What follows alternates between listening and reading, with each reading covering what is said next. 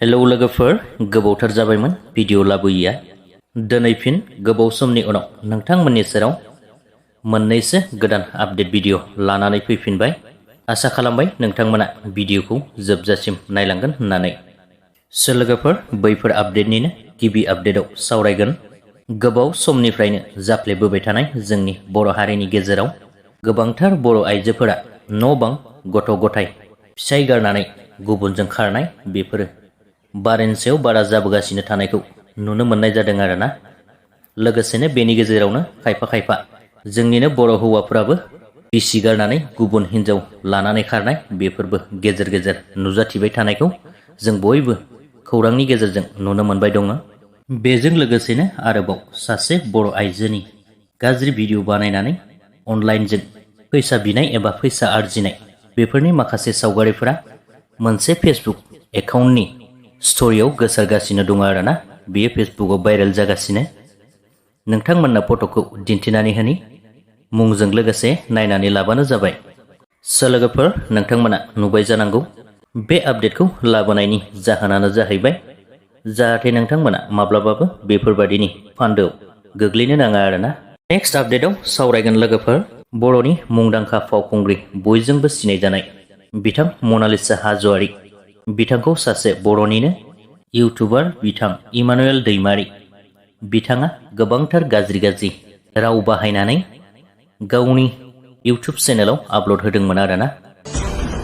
मनालिसा हाज'वारिखौ कन्टेक्टआव लानो बिथाङा थांखि खालामनानै कन्टेक्ट खालामनाय जाहैबाय। इंलिश फिल्माव खामानि मावनो हागोन ना हाया सोंदों जाहैदों आरो।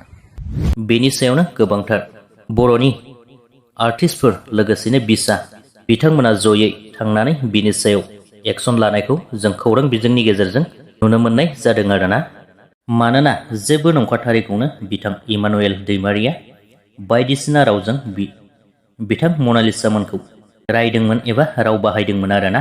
दायो बिथां इमानुएल दैमारिया गासै आर्टिस्टजों लोगोसे मनालिसा बिथांमोननियाव निमाहा बिनो गोनां जाफिनबाय। बे आं दा जेरै जि भुलखौ मावदों नोंथांमोना मावाबानो जाबाय। आं दिनै आं लेसन मोनबाय। नोंथांमोना बे भुलखौ मावनो नाङा। नोंथांमोना आं बायदि नङाबा मोनसे समाव बा बेफोरबायदि प्रब्लेमाव गोग्लैनो गोनां जागोन आरो। लोगोफोर, बेजों लोगोसेनो दिनैनि बे सुंद' आपडेटनि भिडिअआबो बेखिनियानोमोन। भिडिअखौ नायनानै मोजां मोनदोंब्ला लाइक खालामदो, लोगोसेनो चेनेलखौबो साबस्क्राइब खालामनानै लाब्लानो जाबाय। खुलुमबाय साफ्रोमबो रायजो राजा बिथांमोननिसिम। जोंहा मोनसे फेसबुकआव माखासे भाइराल जादोंमोन।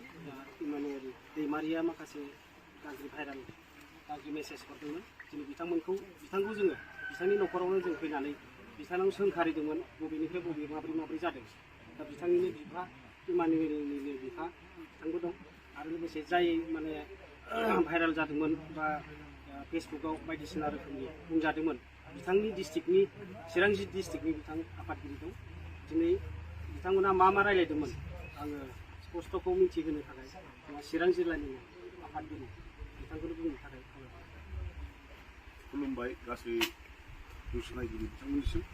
माने बिथाङा बुंखाबाय जोंना उदालगुरि डिस्ट्रिक्टनि सेक्रेटारिया जिथु बाव फैनायनि मेन रिजनानो जाहैबाय नैबे फंबाय इमानुएला माने नंखाय ससियेल मिडियायाव जोंनि बर'नि मुंदांखा एक्ट्रिस मनालिसा हाज'वारि लोगोसे आरो एक्टर सोरां बसुमतारी बिथांमोननि सायाव नंखाय जिथु खोथा बांसावदोंमोन, जिथु खोथाया नंखाया, बे खोथाखौ बिथाङा गावनि भिउसनि थाखाय, गावनि साबस्क्राइबारनि थाखाय गावनि इउटुबाव हरना लादोंमोन।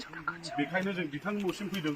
बिथाङा बे खामानिखौ मावदों, नंखाया, बिनि सायाव जोङो दुखु मोननानै जों चिरां डिस्ट्रिक्ट बिसा हिसाबै आरो लोगोसे उदालगुरिनि डिस्ट्रिक्ट बिसा हिसाबै जों ज' जानानै सावरायलायनायनि गेजेरजों जोङो समाधान खालामनो बा मा रिजनाव मानि थाखाय बुंदोंमोन बेखौ बे फंबायनाव जों सोंनो फैदों। आरो बिथाङा गाव फोरमायनाय बायदिब्ला जेबोआनो नङा, गाव भिउसनि थाखाय बा साबस्क्राइबनि थाखाय आं बुंदों, सरि बिदों बिथाङा जोंखौ। बिथांखौ जोङो बिथां न'आव फैबाय, बिथांनावथ' जेबो गैया, एकदम गोरिबखा। दा जों बिथांखौ लुबैदोंमोनखि गरिब होननानै बिदि मावनांगौ, जों बेखौ लुबैया। खिन्थु गाव कन्टेन्ट लाबोनो हायो अनेकथा, जेरै गय गायदों होनो गयनि कन्टेन्ट लाबोनो हायो। साबस्क्राइबार बांनो थाखाय बा भिउस जानो थाखाय सासे हिन्जावनि बा सासे हौवानि लाइफखौ गेलेनाया थिग नङा।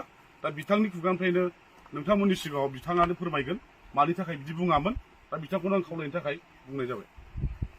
आं बे भिडिअआव जेसांखिनि खौरांफोर रावफोरखौ आं बाहायदोंमोन बेफोर गासिबो फेक बेफोरबायदि जेबो नङा आं बेखौ स्ट'रि बानायनानै बुंनाय जादों आङो बे भिडिअ'आव बेयाव आंनिनो भुल जाबाय आंखौ दिनै आदामोना हायनानै आंदों दिनै आंखौ माखासे आंनि भुलफोरखौ आंखौ बुंफैबाय आंखौ क्षमा खालामबानो जाबाय बेफोर गासिबो फेकमोन नङा बेफोर गासिबो आंनिनो भुल जाजोब्बाय आरो आं बेखौ भिडिअ बानायनायनि कारनानो जाहैबाय आंनो वाट्स आवार नांगौ जादोंमोन चेनेलाव वाट्स आवारनि थाखाय आङो बे भिडिअखौ बानायदोंमोन नाथाय आंहा दिनै बिराद गिदिर भुल जाबाय जितु आं बेखौ दिनै सोलोंनो मोनबाय आं सानाखैमोन बेबायदि जागोन होननानै क्षमा खालामबानो जाबाय आंखौ ओमफ्राय मेन उद्देश्य बा मेन कारना बे भिडिअखौ बानायनायनि जाहोनानो जाहैबाय पपुलारिटि बा फेमास जानाय बा वाट्स आवार बेमोन आरो कारना बेसेनोसै आंनि बुंनो गोनां सानबावबाय नोंथांमोननिसिम जाय जायानो जेसांखिनि दाहालागै इउटिउबारफोर दोङो बा इउटिउब क्रिएटर जोंनि बर'नि नोंथांमोनाबो बे आं दा जेरै जि भुलखौ मावदों नोंथांमोना मावाबानो जाबाय आं दिनै आं लेसन मोनबाय नोंथांमोना बे भुलखौ मावनो नाङा नोंथांमोना आं बायदि नङाबा मोनसे समाव बा बेफोरबायदि प्रब्लेमाव गोग्लैनो गोनां जागोन आरो नोंथांमोना भिउसनि थाखाय बा वाट्स आवारनि थाखाय बा फेमास जानो थाखाय आं बायदि भुलखौ मावनो नाङा बेनो आंनि बुंनो गोनां